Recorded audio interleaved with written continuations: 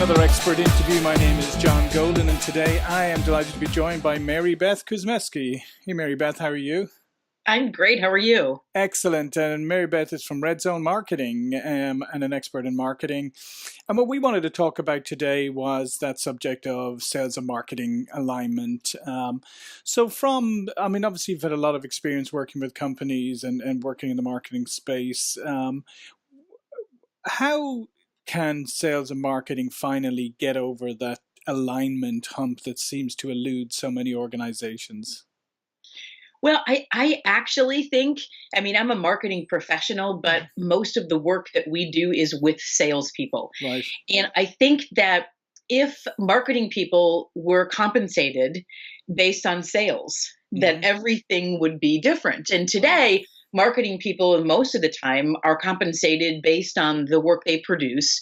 And the salespeople then say, well, I don't need this, or this isn't Sure. exactly what I need. And then, so there's not that correlation. But I think if salespeople were really, or excuse me, if marketing people were really incentivized based on the sales, that they would produce more material that was better for the actual salespeople and helped them do what they need to do, which is to close sales. Right. So how would you get them over that? Because you put that to a lot of marketing people. They would say, yeah, that's great in theory, but I have no control over, how well the salespeople sell or whatever, the usual excuse. So how do you get people over that hump to the point where they would be able to accept getting compensated in a fashion like that? Well, I think in a lot of cases, marketing people are in marketing because they didn't want to be in sales. Right. And so I understand that there's that dynamic there that marketing people want to do the smart work, but we don't want to have to be in front of the client and be responsible for closing that sale. And I think that it's kind of old school. Right. I think marketing people, if they're actually going to be effective, need to be out in the field and see what's actually happening. So instead of saying I have no control, well, then go and travel with a salesperson and see what they're saying and see what they're doing. And I work with a lot of sales organizations in the financial industry, and especially like the mutual fund companies. Okay. When their marketing people actually travel with their wholesalers, it's totally different because they go, oh, well, I see what you need now. But a lot of times marketing people will sit, in the home office and work that they've been asked to do and do it very well, but there's a disconnect. And so even if they're not compensated, they have to be in contact. Because I don't think just by you and I talking about this today that all corporations are going to change the way they compensate their marketing people. That would be one solution to it. But the other solution is to really have them have a pulse and really identify what's happening out in the field when a salesperson does have supposed control, what they're armed with. Right. Yeah, because it's interesting because, obviously marketing people are very good at, understanding and finding out who the target buyer is and building a profile of that. But as you say, when you get out there in the field as a salesperson, you never meet that exact profile, right? You meet 100,000 different variations, and you come up against things that you couldn't possibly ever know in advance, right? Yeah. So obviously, what you're saying is, for marketing people really need to get out there and see the reality of buyers on the ground, right?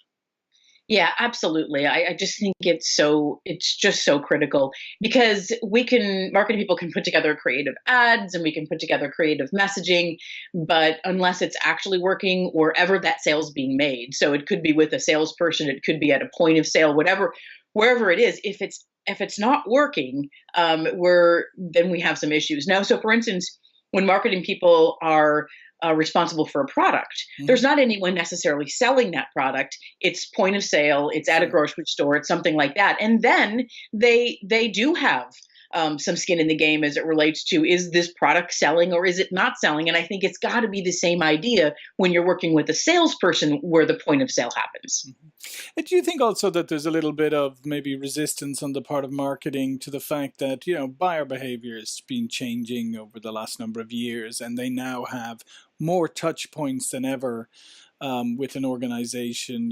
They can, whether it's through the website or chat or social networking or whatever. There's so many different touch points that the reality is that marketing are going to be engaged in some form of selling or supporting selling at some part of the process, and there's still a little resistance to that idea.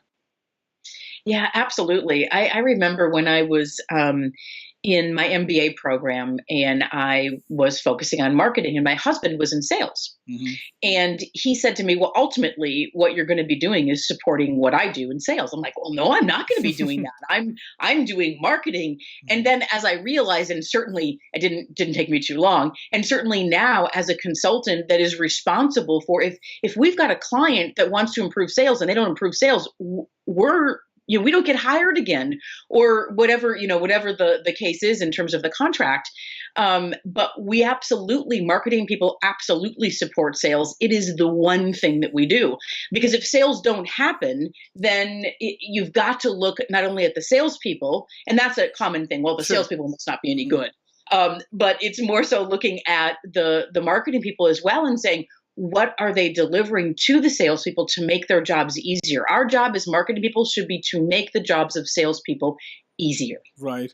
And that job is getting harder, right? I mean, the sales job is getting harder because now they're often required to be more, competent in areas that maybe they didn't have to before, and even engage in some kind of targeted micro marketing of their own, right? So there's lots of opportunities for marketing to reach out and help salespeople, and probably salespeople need marketing people more than ever. Yeah, there's absolutely no doubt. My definition of marketing is to get people to want to buy the product Hmm. or the service, and that all is in support of the sales. And so it has to be, if a salesperson isn't doing a very good job doing their own micro marketing, it's the marketing department's job to say, how can we help them do Hmm. that better? How can we provide some tools or some guidance around this so that they can do their job better, which is to sell? And it's interesting because in some companies, some large companies, there's as many people in the marketing department as there are in the sales Right. department. So let's talk a little bit about where have you seen, in your experience, where have you seen sales and marketing really working well together? And what does it look like when it's really in alignment? Yeah, I when I look at the difference between large corporations and small companies, that's where you really see where it's working. So in a small company, you've got your marketing person and you've got your sales team, Hmm. and they are forced to work together. Right. They are absolutely forced to work together. They're not in separate places. And I think when you get to a larger corporation, then you have more separation between marketing and sales. But small businesses, they know that marketing supports sales and they have to do that. So I think that's where you really see it working, which is fortunate and also unfortunate because the large companies need it as well. Hmm. So in some ways, large companies have to rethink, even how sales and marketing organizations are constituted, even how they're physically constituted, and sort of bring that together. Because yeah, I mean, I've seen that too. Once you get into large companies, they may, well, I mean, a lot of the salespeople are remote, but the sales and marketing may never really ever talk. Because they're so, it may be these, because I think people are in love with this concept of handoffs, right? They love this idea of demarcation and handoffs, clean handoffs. And I just don't think in today's, buyer empowered world, there's no such thing as clean handoffs anymore, I don't think. There's just too many moving parts for it to Hmm. be a clean hand. It's just not, I don't think it's possible really anymore. So I agree with you very Hmm. much. So, what do you think are some of the things that good organizations are doing when it comes to sales and marketing alignment? Or what are you seeing the best marketers, do who really impact sales? Yeah, I think it's about the messaging. I think it's about, if marketing is doing the research and understanding what are the best messages that we should be using in the field, then they're doing their job to really and the messages could be used in many places, Sure. whether it's used in a website, or it's used in social media, or it's used in an email or a brochure or something like that. But the point is that they've done their research to figure out what they believe is the best way to message whatever it is based on all the research that they see. And the research also has to be based on what the consumers actually feel. Mm-hmm. And then to go and test that research and make sure that it's actually working in the field, which is where the typical stopping point happens right before that. Right. We've done all the research. We know this is what you should be saying. Go say it. And they go say it and it doesn't work. Mm-hmm. So whatever that messaging is, and it's everything from, if you're on the phone, it's what's your phone messaging. If you are sending an email, what's your email messaging? And it's not to overscript the salespeople. Sure. It's to give them what the best practices are so that they can use them as they feel appropriate. Right, because I mean, let's face it, salespeople are going to take it and make it their own anyway. But if you don't provide them with that message, they're going to make it up. And I always think one of the things is right. If sales is the tip of the spear, right, and they're the biggest contact to your buyers, for them not to have the right message is very counterproductive, right? That's right.